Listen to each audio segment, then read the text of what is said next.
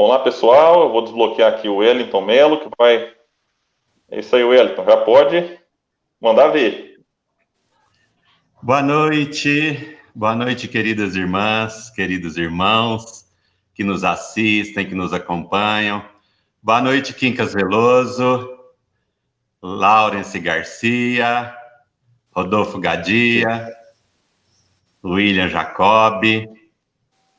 É uma alegria imensa nos reencontrarmos aqui para que possamos juntos refletir uma vez mais em torno dos ensinamentos de Jesus, de assuntos do cotidiano, à luz da doutrina espírita. O assunto em pauta para a nossa reflexão de hoje, que é um diálogo, um encontro de amigos, onde todos estaremos muito à vontade, fiquemos todos bem à vontade.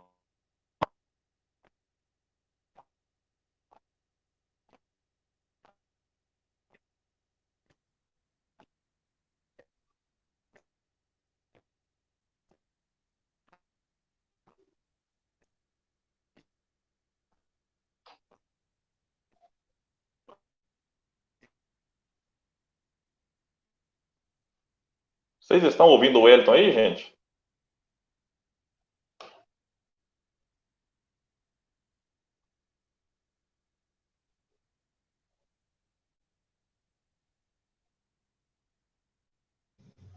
Eu vou fazer uma breve leitura da primeira epístola de Paulo aos Coríntios para ensejar o início da nossa reunião, do nosso bate-papo.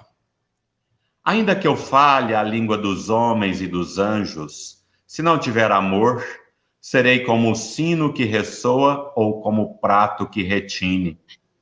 Ainda que eu tenha o dom de profecia e saiba todos os mistérios e todo o conhecimento, e tenha uma fé capaz de mover montanhas, mas não tiver amor, nada serei.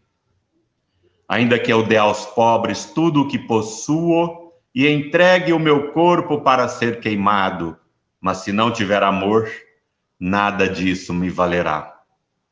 O amor é paciente, o amor é bondoso, não inveja, não vangloria, não se orgulha.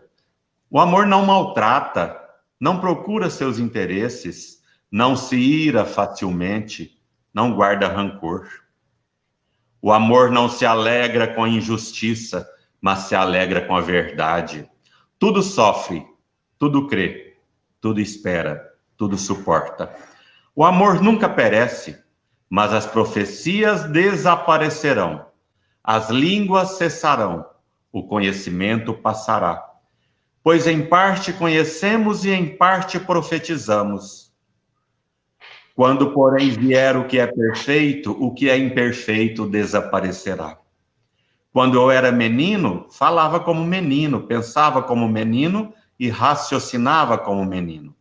Quando me tornei homem, deixei para trás as coisas de menino. Agora, pois, vemos apenas um reflexo obscuro como em espelho. Mas então veremos face a face. Agora conheço em parte. Então conhecerei plenamente, da mesma forma como sou plenamente conhecido. Assim, permanecem agora essas três: a fé, a esperança e o amor. Mas a maior delas, porém, é o amor. Numa época onde fala-se tanto em desamor, onde erguem-se tantas fronteiras, algumas voluntárias, outras compulsórias, uma época de tanta crise, de tanto transtorno, pensamos ser este um momento oportuno para, entre amigos, refletirmos em torno do amor e suas fronteiras. Quincas, fala para nós um pouco, irmão, do amor e das fronteiras do amor, se é que existem. Deixa eu só, Wellington, antes do Quincas falar, só lembrar aos amigos aí, eu esqueci de fazer essa colocação para a gente.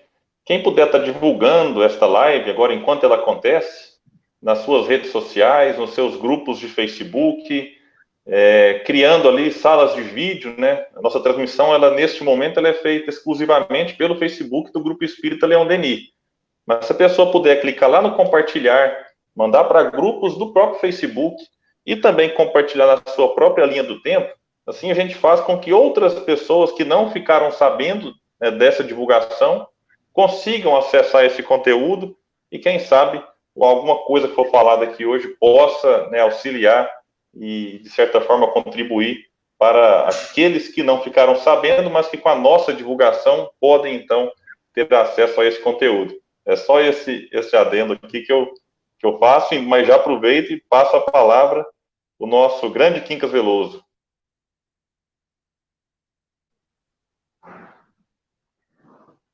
Boa noite a todas e a todos internautas. Os nossos desejos de muita paz, de muita alegria, onde estejam e como estiverem. É tão interessante você raciocinar sobre até onde deve ou não deve ir as manifestações de amor, de solidariedade, de confraternização. Você imaginar que, estabelecer, por exemplo, eu só posso, vamos limitar, eu só posso amar e servir aqueles que estão dentro do meu lar ou os que são da minha consanguinidade. Ou imaginemos, eu não posso ultrapassar as divisas do meu bairro para levar amor a alguém, porque aqui no meu bairro há essa necessidade e é o bastante que eu faça isso. Você poderia estender isso além de algumas outras fronteiras, porque se a gente quiser, a gente vai sempre estabelecer uma fronteira. Às vezes, de mim para com o próximo, de mim para com o meu parente, porque você pode também pensar, não, eu devo amar somente a mim. Um alto amor egocêntrico e incapaz de difundir as luzes propagadas pelo incentivo de Jesus, que em dado momento nos mostra que é preciso amar até mesmo aos inimigos.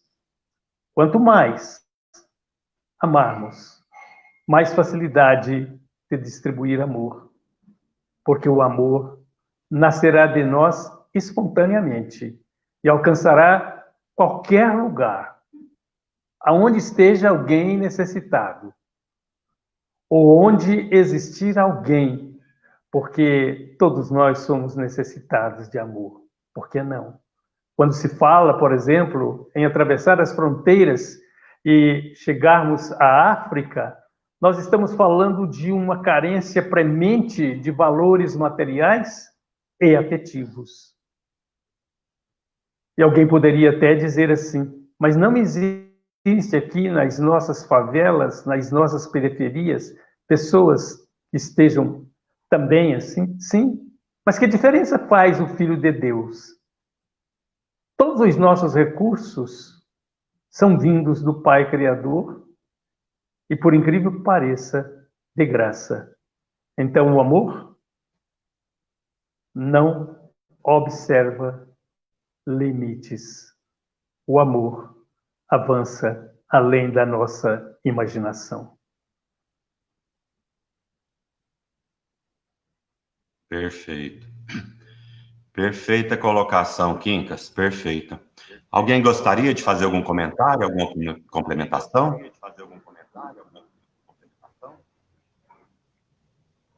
Ok.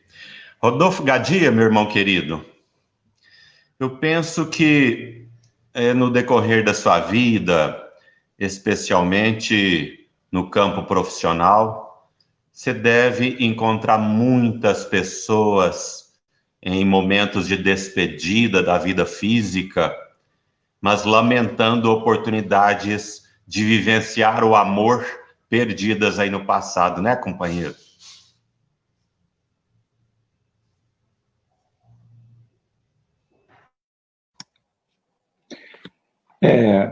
Na realidade, A gente, quando trabalha, né, na oncologia, primeiramente, boa noite, obrigado a todos, obrigado, William. O Wellington fez a oração e agradeceu o momento de estarmos reencontrando, né? A gente caminha durante muito tempo, né? São vários reencontros, e aí tudo converge para a gente conectar aqui, falar de uma especialidade aí tão importante que eu acho que é a base. Se a gente for pensar no tijolinho material do universo, que é o fluido cósmico universal, a inteligência que trabalha essa matéria-prima, que cocria em planos menores, e vamos evoluir para entender os planos maiores, não tem problema, o tempo é infinito. Mas essa força que molda os pedacinhos de Lego do universo, a gente só consegue ter a base, eu acho que o cimento, para a gente construir tudo, desde todos os elementos de conhecimentos científicos até todos os parâmetros de trabalhar em níveis de matérias, em níveis infinitos de matéria. Eu acho que esse cimento, a cola da bondade é o amor.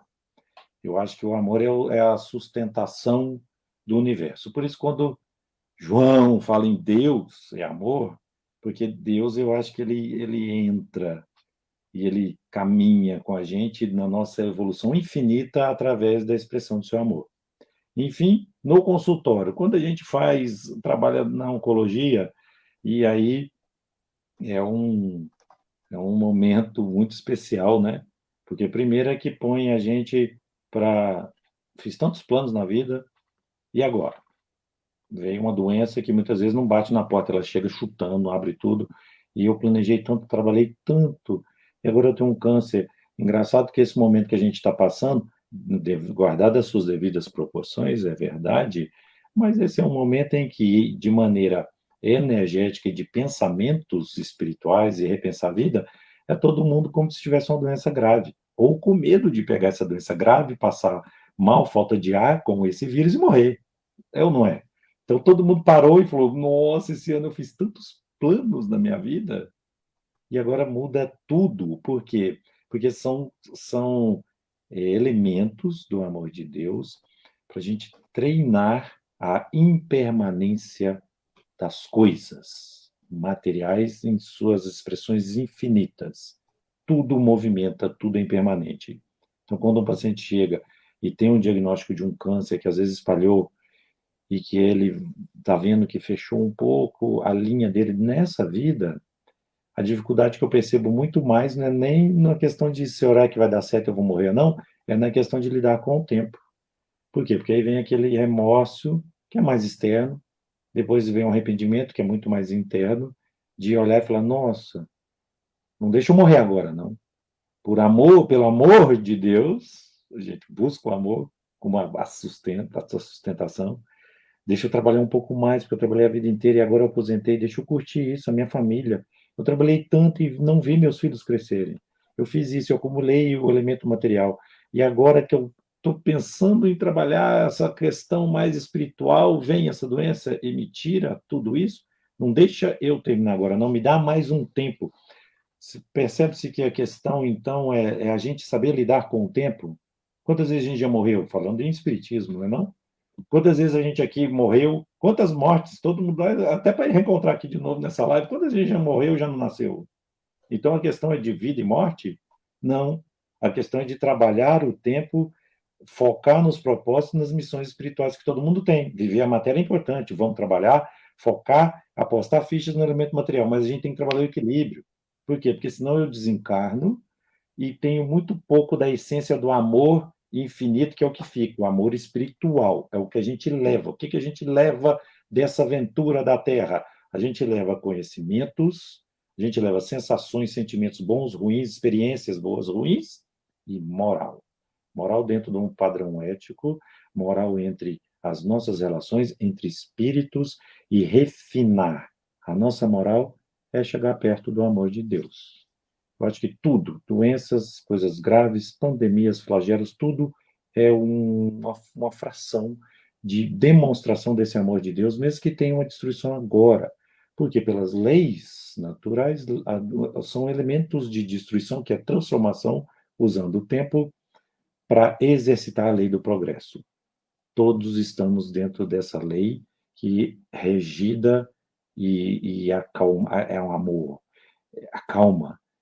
O amor de Deus, ele harmoniza e acalma a inteligência desse próprio Deus. Vamos seguir em frente.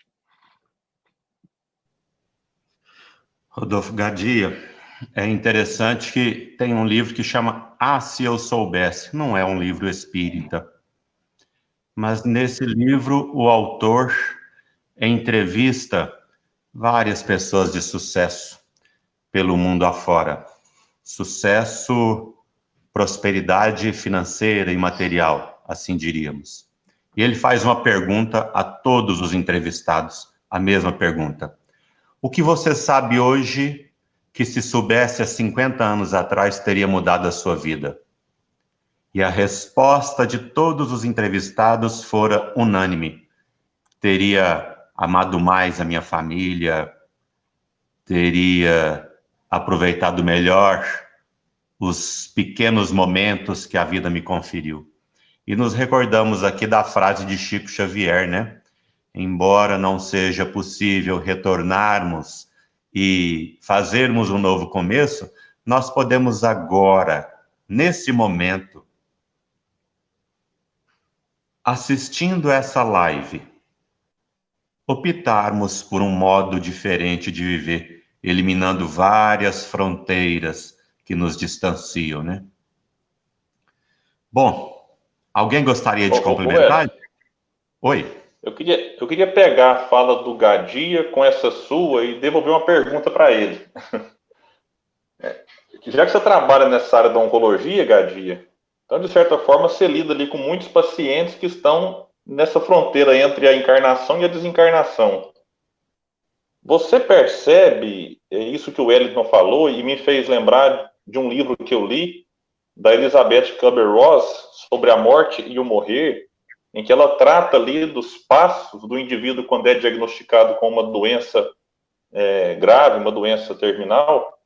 Você percebe na sua área de trabalho, assim, isso na prática? Alguém que se dá conta de que realmente o tempo aqui na Terra está findando e quer agora voltar no tempo, coisa que não é possível, mas traz aquela autocrítica ou aquele arrependimento, enfim, e como que, então, esse é um ponto da pergunta, e como que o seu olhar espírita te ajuda quando se lida com esse paciente? Boa pergunta, William. Eu percebo, assim, que o nível de, às vezes, aflição, ansiedade, e caminhando por um arrependimento, e assim, medo também do porvir, do que vem, ele é diretamente proporcional à espiritualidade construída durante uma vida. Você vê que um livro interessante dentro da doutrina, o Céu e o Inferno, esse livro é demais. Kardec foi ousado ali no capítulo 7, Código Penal da Vida Futura. Você vê codificar liames do que a gente faz numa vida, do que pode acontecer no plano espiritual. Isso é muito legal, porque simplifica e faz um código, né? E ali parecem 33 artigos, 33, né? Meio simbólico. Mas voltando à questão de é só trabalhar, você vai para onde a sua consciência está nesse momento. A gente vibra, morrer é trocar de roupa, simplificar a morte. Quem tem um nível de espiritualidade, eu não estou dizendo religião essa ou outra, não. Trabalhar a espiritualidade é transcender. Espiritualidade é muito mais profundo. Espiritualidade, para mim, é o segundo degrau da escada de Jacó, simbólico, que nos leva aos conhecimentos infinitos, ao mundo da incógnita, que por enquanto só Deus tem a chave da incógnita. Mas o primeiro degrau é a gente ficar meio em tribo, discursos sectários, proselitismo dentro do meu padrão religioso. Tudo bem, vale a pena também, porque aí é um conjunto de técnicas e normas para eu me sentir bem, kit, dentro do meu padrão religioso, para estar bem. Se eu estou com uma doença grave, muita luta, então todos passam pelo treinamento do desapego, e eu digo que independente do nível de espiritualização, Por quê? Porque a gente quer, tá aqui, lei de preservação da espécie, porque a gente precisa vencer o tempo e evoluir. Então, isso está gravado no nosso DNA. Isso é físico, isso é genético. Ninguém quer morrer agora, mas todos vamos morrer. Você vê que é uma frase tão interessante, né? É 100% certo. Dentro de um consultório médico, a gente nunca fala em 100% de certeza para nada. A medicina é uma profissão de não focar em 100% em resultados, ela é de meio. Só que um resultado real, que eu te falo em consultório de 100%, é que você vai morrer. Totalmente contrário do que a gente faz em medicina, que é evitar a pessoa morrer naquele momento. Mas, enfim, todos iremos morrer. Então, vamos trabalhar bem essa jornada, a caminhada. E espiritualidade sobrepor um pouco esse degrau sem fronteiras. É uma expressão de um amor sem fronteiras. Você quebra as fronteiras de ideologias religiosas e transcende. Sinta a sua espiritualidade, o seu contato com o mundo espiritual, com Deus, com as melhores virtudes, um com o outro. Sinta o que tem de melhor em cada religião. Sinta o que tem de melhor em cada pessoa do seu lado. Começa a treinar o seu olhar, e isso é treinamento, e aí você especializa nisso. Especialize o seu olhar para tirar só coisas boas, mesmo daquele que você se considera, aquele é meu inimigo hoje. Eu não consigo ver coisa boa nesse cara. Meu Deus, ele só estimula coisa ruim, raiva, ódio. Olha o jeito que ele fala, olha o jeito que ele comanda esse grupo, olha o jeito que ele comanda essa nação, olha o jeito que é aquele, como que ele é um pai de família, enfim, a gente trabalha muito em comparações e esquece de acalmar o próprio espírito. Se aquela pessoa te irrita muito, com certeza está encontrando ressonância dentro de você. Então, agradeça aquele momento daquela pessoa te irritando para você trabalhar a sua irritação. A gente observa, e o que a gente critica e vê muito no outro é porque às vezes é uma coisa que a gente tem que melhorar na gente. Mas, enfim, eu acho que essa doença vem e aglutina todo esse treinamento, que muitas vezes, se a pessoa não vem fazendo durante uma vida, e de repente vem inesperadamente uma doença que pode pôr ela perto da morte, coronavírus.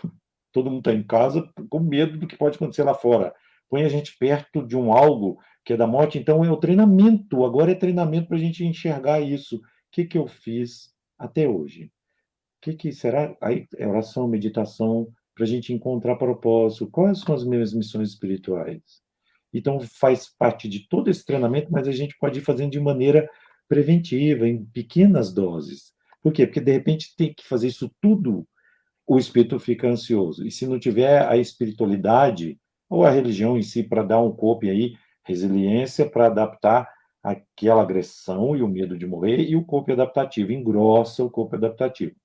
Para terminar a falar, para não estender muito, o exemplo do Dr. Décio Yandeli Júnior, ele fala desse exemplo que eu acho fantástico, essa analogia é muito boa. O bambu, o vento vem forte, às vezes vem tempestades, o bambu vai olhar e vai falar, nossa, está entrando tempestade na minha casa, mas eu sou forte, eu vou vencer, vou brigar com ele. Não adianta, tem forças que simplesmente são mais imperativas para progredir todo mundo. Então, ele faz a resiliência. Ele entorta e vai até o limite do seu esforço, aguentando o vento.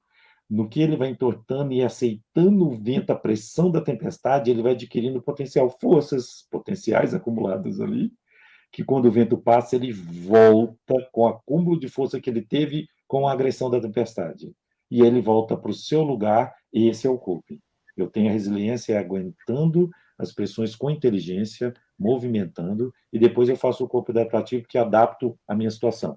E se eu tiver que morrer, não conseguir, minhas células não venceram esse câncer, é o movimento biológico da transmutação. Transforma, a matéria fica, e eu vou, em espírito, entender todos os mecanismos de que eu adquiri essa doença.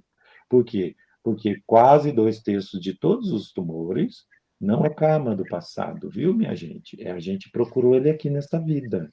A gente fumou muito, comeu muito errado, não fez atividade física, foi sedentário, está obeso e tudo mais. Muitas vezes, as coisas ruins a gente procura nessa vida mesmo. Karma é ação. Eu posso adquirir karmas do como que eu comporto a partir de hoje. Interessante para mim. Interessante as colocações do Gadia, porque a gente vai percebendo as valiosíssimas instruções que a doutrina espírita nos confere e eu fiquei pensando nas oportunidades que se perdem vários espíritos quando imersos na eutanásia, né?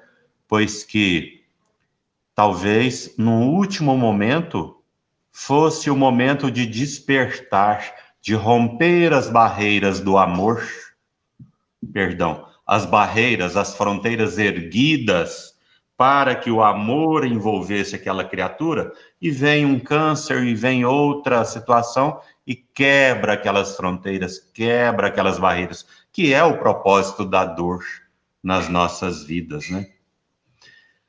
Lawrence, meu irmão querido, sei que você tem uma vivência muito grande com irmãos de outro continente, com irmãos do nosso continente.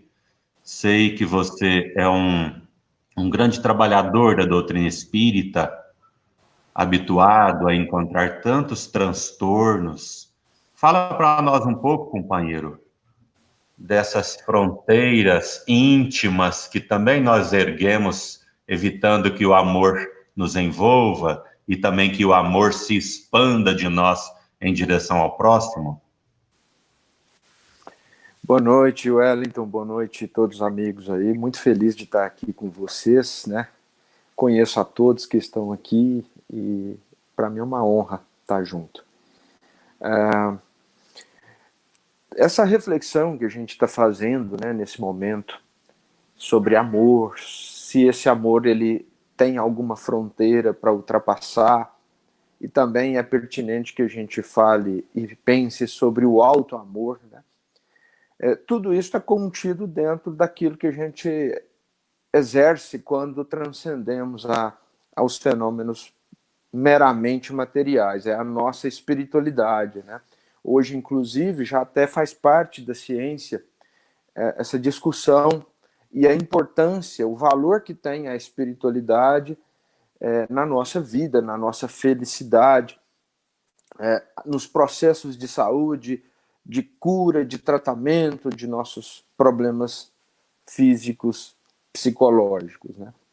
E exercendo essa fraternidade, pensando a respeito desse amor que a gente tanto corre atrás, né?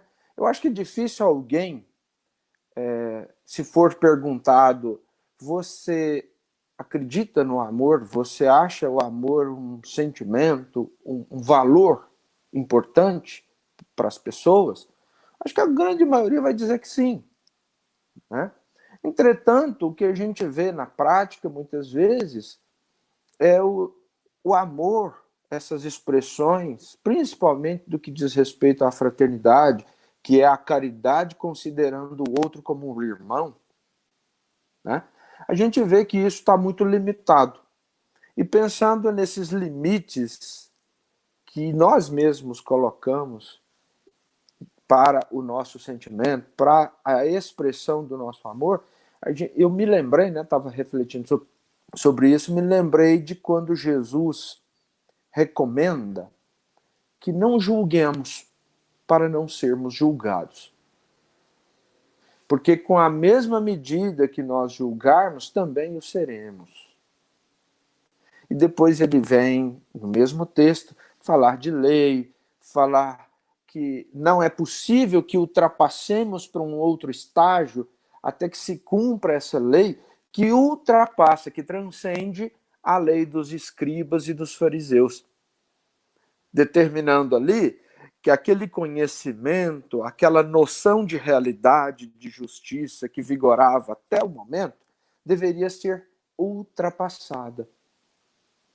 Que nós deveríamos nos lançarmos para um propósito de vida, para um cultivo de espiritualidade, de relacionamento diferente. E aí, lindamente, vem falar para amar os inimigos, para, antes de colocar a oferta no altar, reconciliarmos com alguém que tenha algo contra nós e perdoarmos 70 vezes 7 e por aí vai. Um código, né? Um livro de relacionamento, né, de amor. Então, muito por ignorância essa proveniente provavelmente do nosso egoísmo, do nosso orgulho, nós nos limitamos porque nós julgamos o outro. Nós estabelecemos diferenças entre nós. Nós queremos pertencer a um grupo, ou uma facção, ou a um povo que nos serve, que concorda com as nossas opiniões, que faz com que a gente se sinta bem acolhido e protegido, né? Eu acho que uma coisa que a gente tem percebido ao longo do tempo é que as fronteiras, elas nunca existiram, né? Essa pandemia mostra isso muito bem para nós. Hoje, com a globalização, a gente percebe nitidamente o quanto a vida do outro interfere na minha. E não há mais nenhuma dúvida, nenhuma discussão em relação à interdependência, né? Hoje a gente dirige veículos construídos por outras mãos, veste roupas que foram confeccionadas por outras pessoas que nem conhecemos. Estamos aqui utilizando recursos tecnológicos que a gente não faz nem ideia de como tudo aconteceu para que isso chegasse aonde está. Mas isso tudo é fruto de uma união, de um progresso que é esforço de muitas pessoas. Então, essa interdependência tem nos colocado essa interrogação. Qual é a fronteira das minhas ações, das minhas boas ações? E o que é esse amor que eu digo sentir, né? Uma coisa que eu brinco às vezes nas palestras, que a gente deveria fazer congressos, assim, congresso brasileiro de espírita brasileiro, por exemplo. Tema, humildade. E a gente debatesse dias, semanas sobre a humildade, para entendermos realmente todos esses valores que compõem a nossa espiritualidade.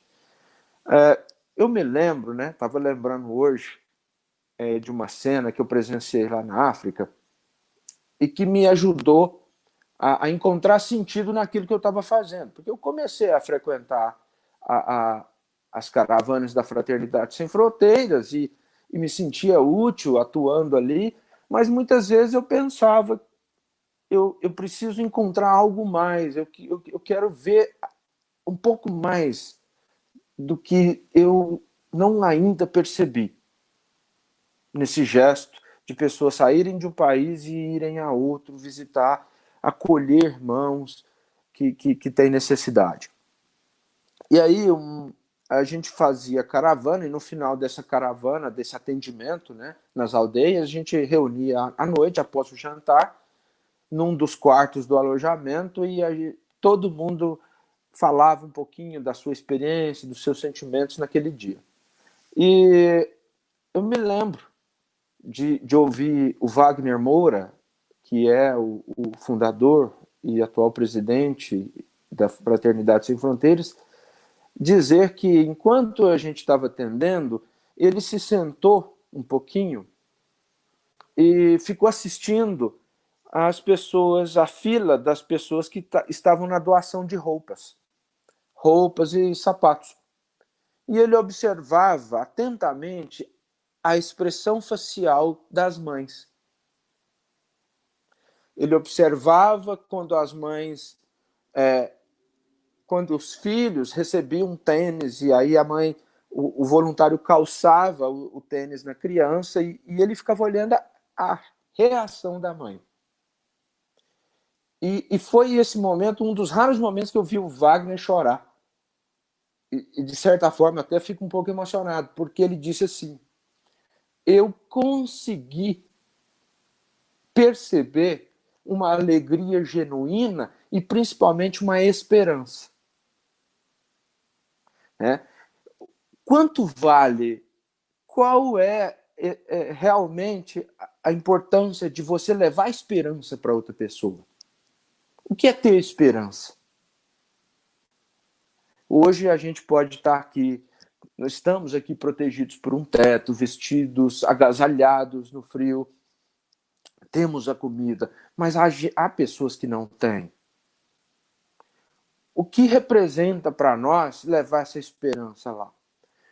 Pensando na frase de Jesus, de se você é medido pelos seus julgamentos, pelos seus sentimentos em relação ao outro, essa esperança que você leva ao outro é a esperança que você vai sentir. O amor que você leva ao outro é o amor que você se permitirá receber. A fraternidade que você leva ao outro, a compaixão que você constrói dentro de si, é a compaixão que você constrói para si, nos seus momentos de erro, nos seus momentos de fraqueza.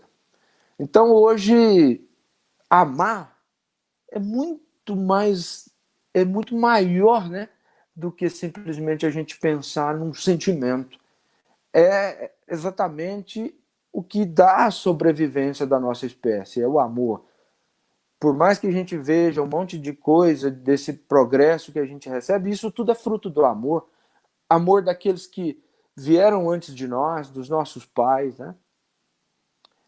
É mais ou menos isso aí. Não sei se eu me alonguei demais, é o que eu tenho aí para compartilhar. Não, meu irmão, você não delongou em nada, muito ao contrário. A vontade da gente é ouvi-lo por mais tempo, mas aqui a gente tem um limite, né, companheiro? Mas eu me lembrei, enquanto você falava, de um texto que o William Jacob permutou conosco essa semana, que está no livro Depois da Morte, de Leon Denis, chamado O Egoísmo. Você também se lembrou, né, William? Lembrei na hora. Estou vendo você concordar aí. Com certeza. O texto chamado O Egoísmo. E Denis nos convida, do alto de todas as nossas facilidades, seja a fartura da mesa, do vestuário, enfim, mas a gente sempre lançar um olhar amoroso para quem não tem as nossas possibilidades, as nossas facilidades, pois que o amor é antagonista do egoísmo. E egoísmo é o vício que assola toda a humanidade, né? É o que mais nos impede o avanço. Então, é esse amor de... Esses dias eu li uma frase também, chama de empatia. Empatia é você sentir com o coração do outro. É o que o Wagner Moura fez lá na África. Ele sintonizou-se com o sentimento daquela mãe que sentiu renascer a esperança de ver que o seu filho não precisaria de andar descalço, ao menos até aquele par de calçados acabar, né? É o amor. Alguém gostaria de complementar ou algum comentário com relação à fala do Lawrence? Agora vamos ao nosso companheirão William Jacob. O William, a gente tem muito carinho, amor e gratidão a esse companheiro, como temos aqui todos os 5, cada um tem um histórico amoroso, é como o Lawrence falou, que nos deixa tão à vontade. São professores, esses 4 professores de alma que Deus nos permitiu conviver na atual existência. O Rodolfo Gadia nos fala incessantemente do termo reencontro, né, Gadia? E assim a gente prossegue, graças ao amor de Deus que nos conferiu amigos assim. E é graças ao William Jacob que hoje nós conhecemos o pensamento denisiano tão de perto, esse espírito extremamente amoroso, que não tem fronteiras, que não mede fronteiras para nos ajudar. William, nós ainda assistimos, Leon Denis tem um capítulo no livro Depois da Morte intitulado Crise Moral, né? Mas parece que essa crise, desde o século XIX, quando ele escreveu o livro, parece que a humanidade ainda se encontra mergulhada, tantas fronteiras, preconceito, fronteiras de raça, de casta, de religião, de partidarismo político, né? Tanta coisa. Irmão, fala um pouco para nós das fronteiras do amor na convivência social. Olha, esse é um capítulo belíssimo que Leon Denis nos deixa nessa obra, e ainda hoje eu, fazendo o estudo dele aqui, a gente percebe, e isso eu digo com tristeza, da atualidade de Leon Denis, nesse sentido. E por que eu digo tristeza? Porque muito daquilo que ele escreveu em 1890 fazendo uma análise ali da sua época, do contexto em que ele vivia, nós ainda nos debatemos hoje. É claro que essa tristeza, ela é fruto dessa nossa ânsia, dessa nossa vontade de viver num mundo já pacificado, já em que a concórdia, em que o respeito, em que a fraternidade pudesse aí permear as nossas ações, permear as nossas relações. E nós vivemos ainda numa crise moral. E é esta crise moral que dá origem a todas as outras crises. Crise econômica, crise social, até mesmo a crise sanitária. Se não fosse a nossa moralidade ainda inferior, nós atravessaríamos essa crise sanitária e econômica muito mais rápido e com muito menos desgastes. Então a gente percebe que a crise moral, ela ainda é uma realidade muito forte. E quando se fala de amor, que é aquilo que todos nós almejamos, acredito, é importante a gente pensar assim, mas o que é amor? Porque há muita confusão, muitos escritores nos trouxeram definições, enfim, e nós respeitamos todas as definições que nos trazem aí realmente a reflexão importante, mas eu gosto muito de uma fala de Leon Denis, ainda no livro Depois da Morte, lá no capítulo 49, intitulado O Amor.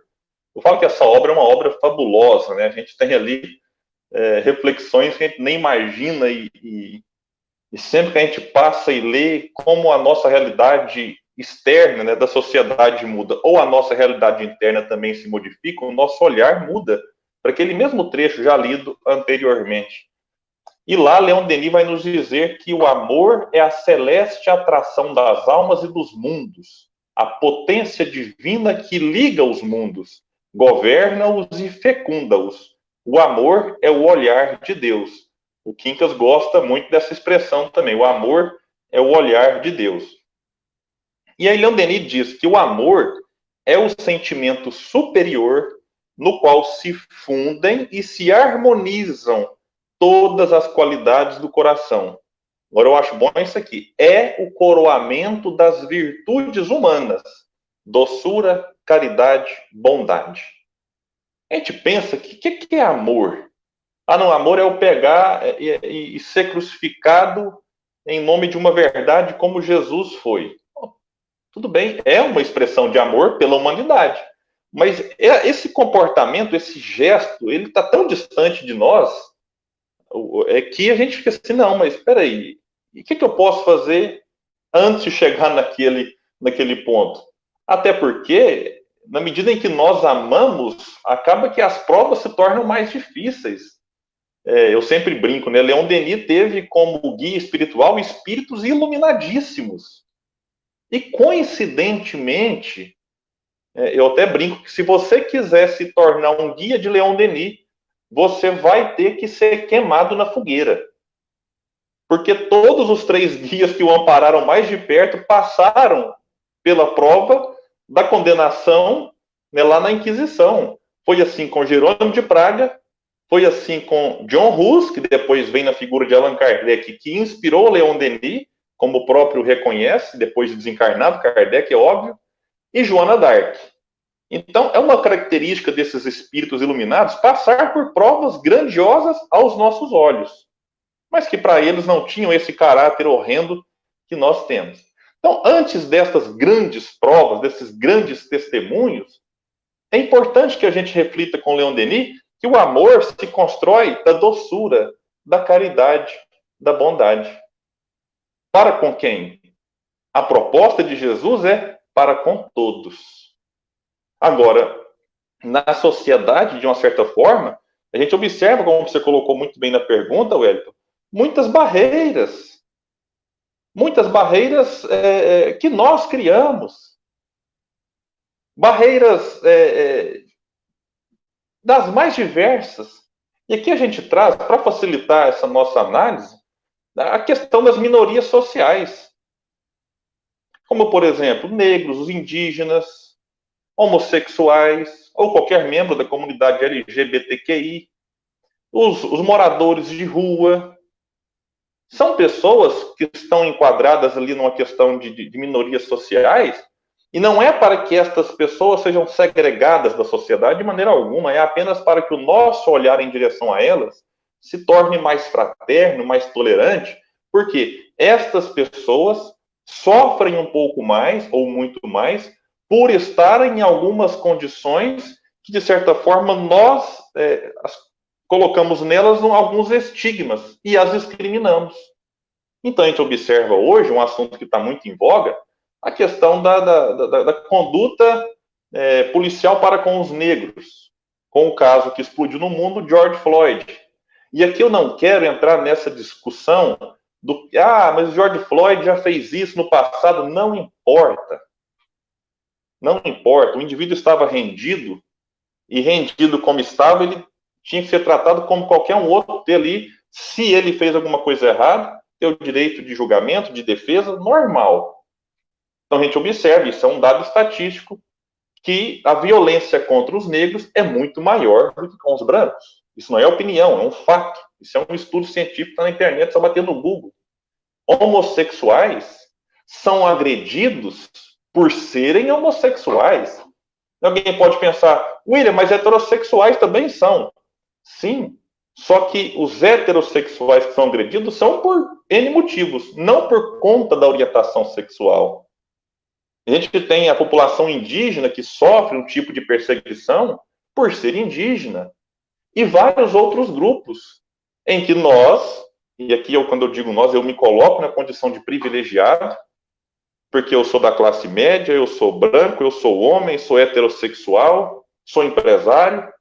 Então, todo tipo de privilégio que possa existir, eu me enquadro nele, e isso tem hora que me envergonha, de certa forma, por ver as pessoas semelhantes com algumas atitudes.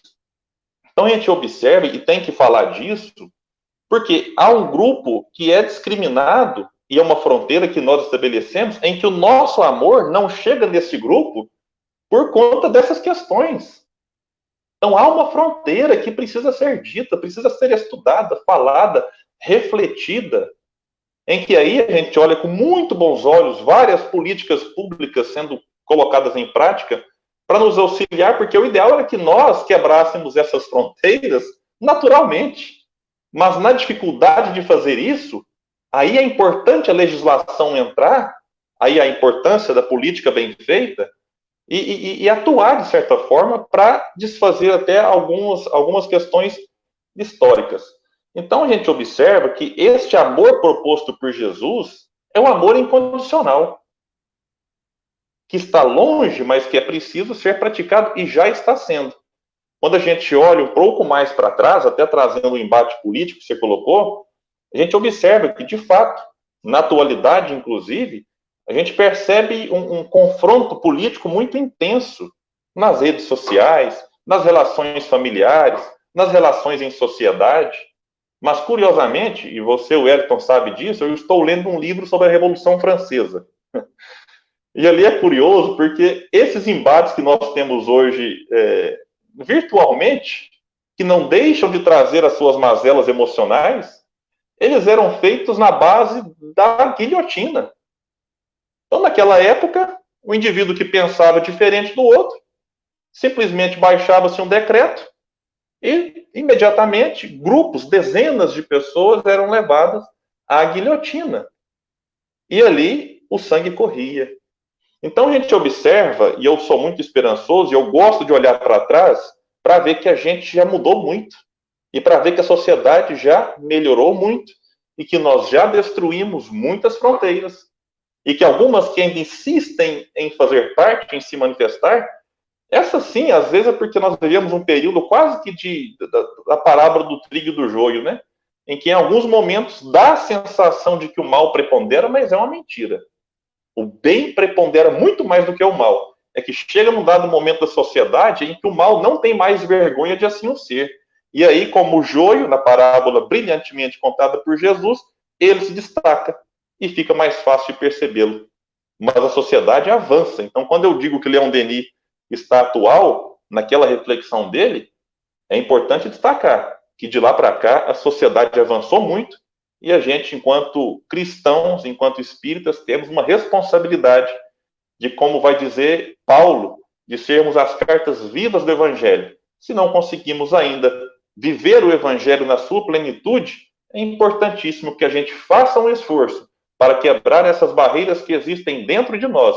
Porque se a gente detecta as barreiras externas, é importante a gente fazer esse movimento. Mas ao fazer e ao detectar, perguntar a si mesmo: e as minhas barreiras? Será que eu também não tenho algumas em relação a esses grupos considerados minoritários? Essa é uma pergunta importante, porque, de certa forma, de acordo com o meio que nós vivemos, com a cultura que nós estamos inseridos, todos nós, mais ou menos, trazemos um pouco de preconceito, um pouco de racismo, um pouco de homofobia, um pouco de machismo, enfim, de xenofobia, e precisamos olhar para essas feridas e deixá-las cada vez menores dentro de nós. E aqui é claro e óbvio que eu me incluo porque elas existem dentro de todos.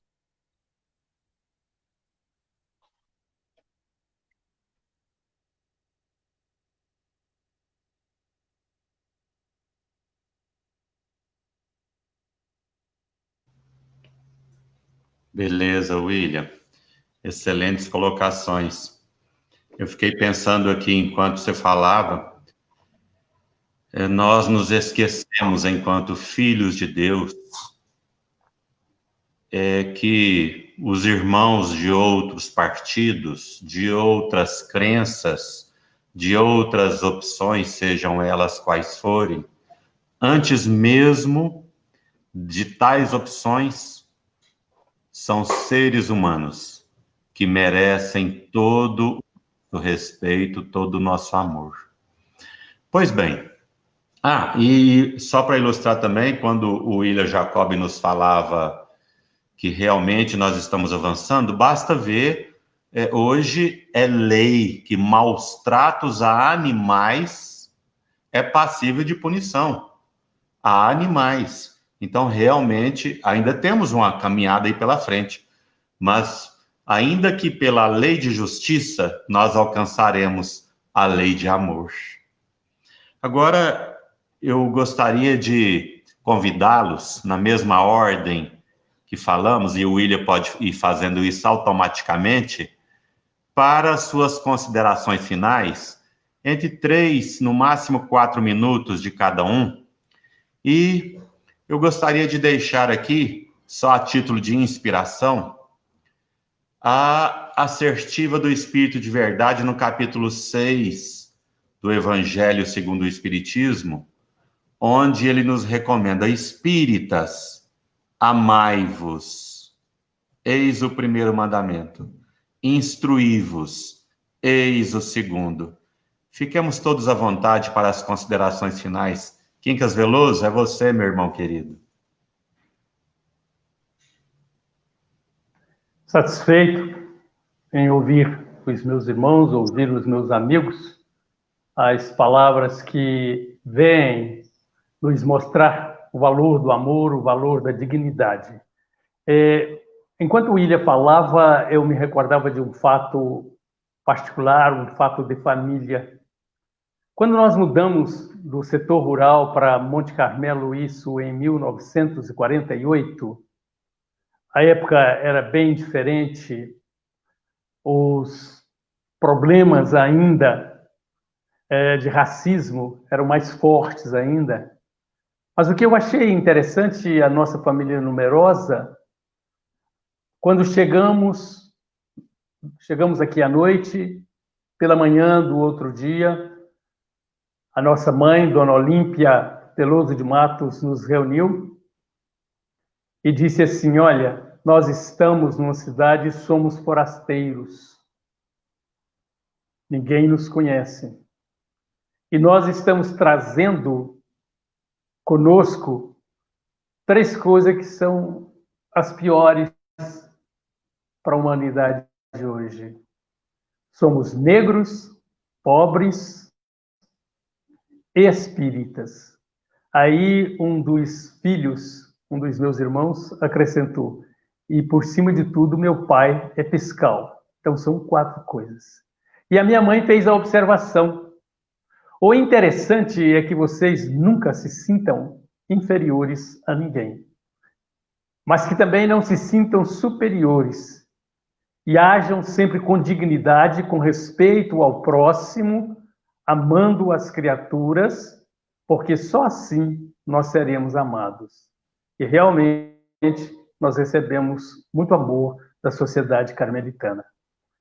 Os nossos dizeres é simplesmente para lembrar que quando você estabelece a condição de servir, de amar e de respeitar, você foge da perseguição, porque ainda que te persigam, você não se sentirá atingido. É valoroso amar, é valoroso viver, e a vida por si só é o amor contínuo do olhar de Deus. Um bom domingo para todos nós e principalmente para você que esteve conectado conosco neste momento. Nossos agradecimentos a todos.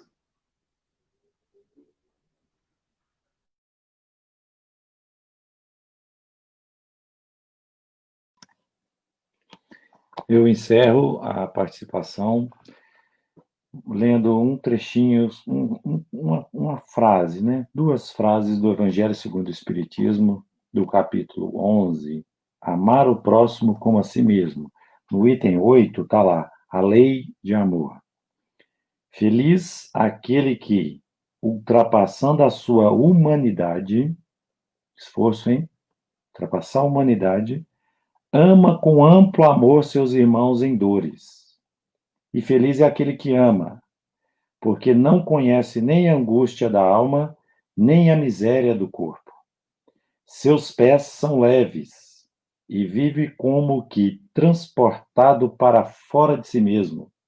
Vence a morte, levanta e anda. Quando Jesus pronunciou esta palavra divina, amor, ele fez estremecer os povos, e os mártires, ébrios de esperança, desceram ao circo e caminharam para a morte. Você vê que o amor, como Leon Denis disse, a liga todas as forças do universo, é a liga. E liga a morte e a vida, o ciclo viver e morrer. E ressurgir, reencarnar, ressuscitar. Só colocando quem que é um texto maior, mas quem que envia essa mensagem por psicografia na época da composição desse livro muito importante da doutrina espírita é o espírito de Lázaro. Paris, 1862. Lázaro, o espírito em que não estava morto biologicamente, apenas descansava, mas já tinha cheiro ruim, estava dentro de uma pedra. E Jesus chegou e deu a ordem. Olha só a mensagem que ele deu. A ordem de amor de Cristo fez Lázaro, entre aspas, ressuscitar e recomeçar uma nova vida. Que a gente utilize esse momento de volta para casa, é simbólico isso, hein, pessoal? Volte para casa, conecte com você mesmo, acalme o coração, acalme o espírito, escute a voz da sua consciência, que lá estão todas as leis naturais, a lei de Deus. Escute Deus, o que Ele quer falar com você, acalmando o pensamento, vendo o que você pode fazer nesse movimento de sair desse isolamento, num processo lento e gradual, e veja esse mecanismo como uma reencarnação em vida, porque viver e morrer é só um fluxo através do tempo. Não necessariamente a gente precisa sentir, passar para a morte e morrer, o corpo biológico desfalecer, velório e enterrar o corpo para a gente passar pelo padrão de reencarnação. Não, a gente pode resetar contra o Alt-Del em vários mecanismos de prisões em vida. A gente pode usar esse mecanismo e esse momento tão especial que passa o planeta para reencarnar, reprogramar, projetar para um caminho, entrar nessa energia do amor, que é a energia que vai fazer a gente sentir a esperança e a vida eterna. Boa noite a todos, muito obrigado pela participação e por esses momentos especiais.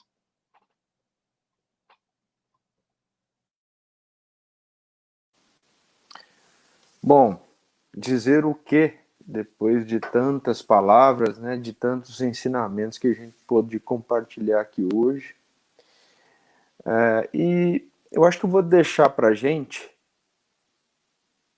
aquilo que está sendo posto cada vez mais nos dias atuais, que é a necessidade de encontrarmos a paz. Né? Nós vivemos momentos já há algum tempo onde vivemos como se estivéssemos num pêndulo indo de extremos a outros extremos.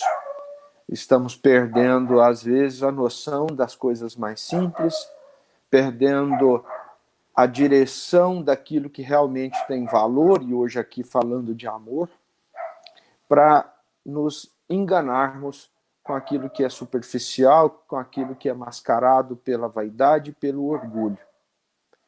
Então, essa construção de paz, ela precisa acontecer em nós primeiro. Essa paz nasce da consciência de que somos humanos. E não há humanos melhores do que outros humanos, nem piores. Há humanos desinformados, há humanos ignorantes, há humanos em processo de crescimento espiritual. Todos nós estamos no mesmo barco. Não há nenhuma diferença. Somos filhos do mesmo Pai. Então, está num momento propício para praticar a fé, a esperança, mas, muito importante, a indulgência, o perdão das ofensas, a compreensão daqueles que hoje ainda conduzem as suas ações através da violência, da agressividade. O que não podemos fazer é dar alimento a essa agressividade, alimento a essa violência, porque às vezes a gente fica indignado e constrói dentro de nós raiva, ódio, e de certa forma a gente está alimentando, pondo lenha nessa fogueira. Então, esse amor sem fronteiras, ele vai também na direção daquele que hoje, ou daqueles que hoje vivem essa violência, essa agressividade. Então, que saibamos vibrar dentro do nosso coração positivamente, amorosamente, na direção de quaisquer pessoas. Eu acho que assim vamos mudar essa cultura que lá atrás e ainda aqui hoje segrega as pessoas, cria marginalizados. Somos todos uma grande família. Boa noite a todos. Obrigado pela presença. Que Jesus nos abençoe.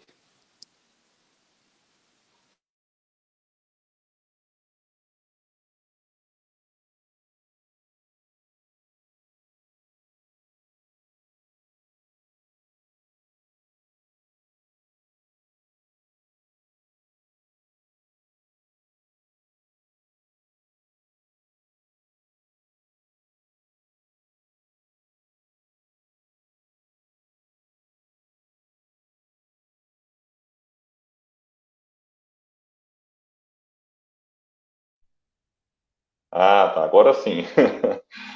Eu fiquei em dúvida aqui sobre qual parábola abordar nessa minha última fala, se seria a parábola do filho pródigo ou do bom samaritano. Vou falar do bom samaritano porque ali nós temos algumas fronteiras entre o homem caído, o levita, o sacerdote e o samaritano. Porque se o homem caído estivesse com uma roupa de um sacerdote, eu acredito que ele seria socorrido por este. Se ele estivesse vestido como um levita, acredito que ele seria auxiliado pelo levita. Ou se ele estivesse em condições de falar pelo seu dialeto, eles saberiam de onde aquele homem vinha e talvez ajudariam-no. Mas o homem caído não falava, não trazia nenhuma veste, então quem ele era? Então ali estava estabelecida uma fronteira entre o necessitado e quem podia ajudar. Mas foi o samaritano, de quem menos se esperava, que estendeu os braços amorosos e cuidou daquele homem, mesmo sem saber quem ele era, de onde ele vinha, qual a sua profissão, qual o seu pensamento político, qual o time que ele gostava, enfim. essas muitas barreiras que nós estabelecemos hoje, se não de maneira declarada, mas às vezes lá no nosso íntimo. Então, que a gente possa refletir muito nessa parábola, sem tentar sentir o que o outro sente. E se fosse comigo? E se me faltasse o agasalho, se me faltasse o alimento, se me faltasse a compreensão? E quando a gente faz esse esforço, e a fome é um negócio muito forte, que o Lawrence e o Gadia, que já viveram a experiência na África, mas o Quincas e o Wellington já viveram experiências com pessoas em situação de fome aqui também no Brasil, é muito difícil, porque quando a gente tem o almoço, ou a janta, ou o café da manhã atrasado, a gente já fica mal-humorado, a gente já fica impaciente. Imagine quem não tem perspectiva e expectativa de comer algo. Então, quando a gente pensa desta forma, de certa forma, nos aproxima daqueles que sentem isso. Então, que nestes períodos difíceis, em que a crise econômica é algo que acomete o mundo inteiro, que a gente possa fazer algo, aqueles que podemos, fazer algo mais singelo, por mais simples que seja, para tentar auxiliar naqueles que menos podem. E eu deixo uma frase de Leon Denis, agora lá no livro O Problema do Ser e do Destino, quando ele diz assim: amar é sentir-se viver em todos e por todos, é consagrar-se até o sacrifício, até a morte, por uma causa ou um ser. Se querem saber o que é amar, considerem os grandes vultos da humanidade, e acima de todos, o Cristo, para quem o amor era toda a moral e toda a religião. Então, eu sempre gosto de encerrar as minhas palestras com um trecho de uma música que eu gosto muito, em que ele diz assim, que o mundo vai girando cada vez mais veloz. A gente espera do mundo e o mundo espera de nós. Um pouco mais de paciência. E Lenine, nessa brilhante música, coloca 3 perguntas. Será que é tempo que nos falta para perceber? Será que temos esse tempo para perder? E quem quer saber? A vida é tão rara, tão rara. Meus amigos, muito obrigado a todos. Estou aqui na condição também de anfitrião do Grupo Espírita Leon Denis, recebendo amigos queridíssimos aqui. Estou com saudade de todos e espero que a gente passe isso logo e possamos nos reencontrar, nos abraçar, enfim, nos confraternizar. Agradeço a todos que acompanharam esta live até agora. Tivemos um número bem expressivo de pessoas aqui online. Espero que o que a gente disse aqui hoje seja útil de alguma forma. Tenho dito sempre, se você puder, fique em casa. Se de todo não puder e tiver que sair, saia de máscara, cuide de você, cuide do outro. É o momento da gente despertar o senso de coletividade, porque não tem problema do outro ou problema lá fora. O problema de um é o problema de todos, e o problema nosso atinge o outro e do outro nos atinge. Então é momento de um cuidado coletivo. Eu tenho sempre dito isso. Então agradeço mais uma vez, devolvo a palavra para o Wellington, e eu quero registrar aqui que é aniversário do Wellington hoje, viu, gente? Hoje o Wellington está ficando mais velho. Eu queria aproveitar aqui para publicamente desejar parabéns para esse meu grande amigo. Feliz aniversário. Que você continue essa pessoa abençoada, iluminada. Eu digo para todo mundo, já disse para você, mas eu quero deixar registrado. Você é uma inspiração para todos nós. E tem muitos gestos seus que realmente nos tocam. Esse seu empenho, essa sua dedicação em servir, em acolher, é algo que realmente nos toca profundamente, e a gente só tem a agradecer pela sua companhia. E eu queria que você nos desse um presente. A gente está falando aqui de amor sem fronteiras, e eu sei que você vai ficar bravo comigo, não tem problema. O Wellington é alguém que tem um coração que a gente, eu acho, não consegue compreender o tamanho, não só o tamanho físico, mas aí, ó, te amamos o Wellington, é isso aí. E o Wellington tem um cuidado muito especial com os andarilhos, que ficam por aí nas rodovias, e ele pega andarilho e coloca no carro mesmo, gente, e é uma das fronteiras que a gente tem, acolho ou não acolho esse andarilho que está pedindo carona? E o Wellington, sei que ele tem muitas histórias. Eu queria te perguntar, Wellington, agora vamos inverter o papel, hein? Isso aqui é surpresa, você não sabia. O que é que te motiva, Wellington, o que é que te move? O que é que te inspira em, às vezes, não considerar os riscos que você tem ao dar espaço no seu carro, com alguém que ele está sujo, está mal cheiroso, às vezes alguém que tem um histórico por trás que você não avalia, enfim. Que quando a gente pensa em carona, logo assim, é perigoso. Nossa, mas o seu carro vai ficar sujo. O que é que te move, meu irmão, a auxiliar essas pessoas que estão na rodovia? E eu queria que você respondesse em 30 segundos. É brincadeira, viu? Contasse um caso, algum caso que te marcou muito mesmo assim, que você poderia deixar de inspiração, e depois a palavra já é sua para encerrar. Tá bom. Olha, William, eu não sei te responder assim na íntegra o que me move, mas eu posso te garantir que essa atitude muito me felicita, muito me agrada. Eu ter a oportunidade de alguma forma, dentro do que eu consigo, poder auxiliar a esses. E são muitas as experiências. Mas talvez eu me recorde de uma situação, porque nós somos de família muito pobre. E eu me recordo que, numa determinada época, nós morávamos num bairro onde o acesso era só de terra. Não tinha asfalto para ir para o trabalho. Então eu andava a pé, quando não tinha chuva era poeira, quando estava chovendo era barro. Então eu pegava a sacolinha de supermercado, em todas as ocasiões, calçava-as no meu sapato para diminuir um pouquinho a poeira ou o barro, até eu chegar no ponto de ônibus e tomar o ônibus ou para ir para o trabalho ou para a casa da namorada naquela ocasião, né?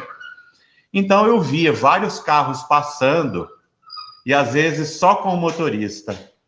Eu ficava inconformado com aquilo e pensava comigo, se um dia eu vier ter um veículo e se no meu carro tiver espaço, eu vou levar as pessoas que eu encontrar pelo caminho afora até onde eu for, até o seu destino. Eu, pensando assim rapidamente, pode ter sido isso um grande contributo. Mas uma das histórias, são várias, mas uma que eu me recordo aqui, ela é fantástica. Eu vinha de Patos, de Minas, para Uberlândia. E ali, pouco antes de chegarmos em Patrocínio, tem um lugarejo ali, que eu penso que vocês devam conhecer, que chama Canto do Requeijão. E tem um requeijão ali que é divino. Eu não sei como é que eles conseguem, mas é perfeito. O seu Hélio que o diga. Sempre que possível, a gente compartilha esse requeijão. E é comum eu deixar o requeijão na casinha e falar assim, aí ele me liga, Wellington, fiz uma estrepulia. O que foi, seu Hélio? Comi o requeijão de uma sentada só. E aquilo a gente se diverte. Mas um dia eu parei para comprar um requeijão e aí pouco adiante tem uma gurita ali naquele trevinho que dá para Coromandel. Tem uma guritinha ali. E ao longe eu avistei uma fumacinha saindo lá da gurita. Pensei comigo, vai ficar ali o meu requeijão. Deve ser um andarilho fazendo a comidinha dele. Meu requeijão hoje não chega a Uberlândia. Aí quando eu fui diminuindo a velocidade para parar, eu vi que a fumacinha não vinha de dentro da gurita, mas sim do lado de fora, mas encostadinho. E quando eu parei o carro, tratava-se de uma senhora que cozinhava num fogão improvisado, algumas pedras, alguma madeira ali, e uma singela panelinha. E ela cozinhava de costas para a rodovia. E eu baixei o vidro no meu carro e gritei, Dona, a senhora tem comida? Ela se virou assim, tenho, você quer um pouquinho? Aquilo...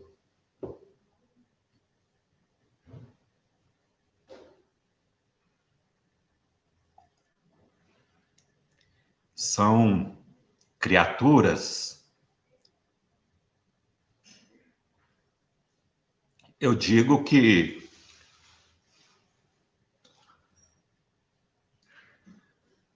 professores nossos. Por isso que, se a gente enxergá-los com olhos de ver, nós não julgaríamos, nem condenaríamos. Eu costumo dizer, é muito comum a gente criticar andarilho que bebe. Eu digo a todos, se fosse eu naquela situação, beberia 10 vezes mais, para não sentir tanto as agruras da vida. A gente não sabe o que passa ali. E essa senhora me deu uma demonstração de fraternidade que eu estou muito longe de aprender. Ela mal tinha o que comer para ela e os 3 cães que estavam por ali. Quando eu perguntei se ela tinha comida, imediatamente, tenho, você quer um pouquinho? Ela não me perguntou nada, quem eu era. Só me perguntou se ela poderia compartilhar comigo o pouco que ela tinha. Mas eu agradeço e, apesar de ser o aniversariante, o presente foi meu, porque estar com vocês é um presente para a minha vida. E eu vou pedir a permissão de vocês. Eu estou muito emocionado. Eu vou pedir a permissão para fazer uma prece. É a forma que eu encontro de lhes agradecer esse carinho, esse amor que eu ainda não mereço, mas que eu vou fazer tudo que tiver ao meu alcance para não me apartar de vocês. Mas vocês não correm muito não, senão não dou conta não, hein, gente?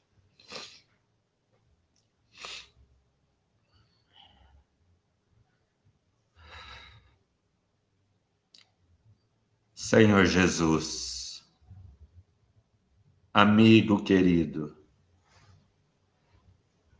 ensina-nos a desenvolver um olhar fraterno, que não encontre fronteiras nem tampouco barreiras, para enxergar o outro, esteja ele dentro do nosso lar, nas corporações onde trabalhamos, nas inúmeras escolas da vida, nos templos, nas sarjetas, nos palácios, nos casebres, nos órgãos administrativos, enfim.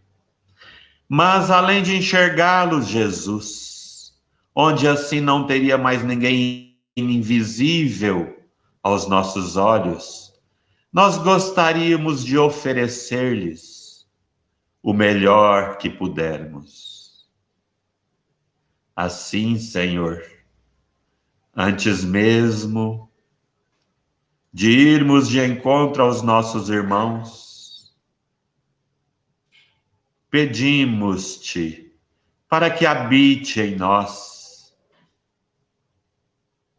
para que afastemos de nós o orgulho, o egoísmo e todas as mazelas da ignorância que ainda trazemos na alma, que nos impedem de vivermos como espírito, de reconhecermos o amor de Deus que paira na nossa intimidade. Jesus, querido amigo e benfeitor, sê com toda a humanidade nessa hora triste, mas encoraja-nos para que saibamos verdadeiramente que aproxima-se um novo alvorecer. Um alvorecer onde então travaremos encontro com o belo, com o amor, com a fraternidade, onde não mais avistaremos ou vivenciaremos fronteira nenhuma, onde o reino de Deus se mesclará ao planeta Terra, não mais sendo possível distinguir onde um começa e outro termina. Jesus, gratidão pela oportunidade de hoje. Envolva todos que nos acompanham e que assim seja. Muita paz a todos, gente. Até breve. Muito obrigado.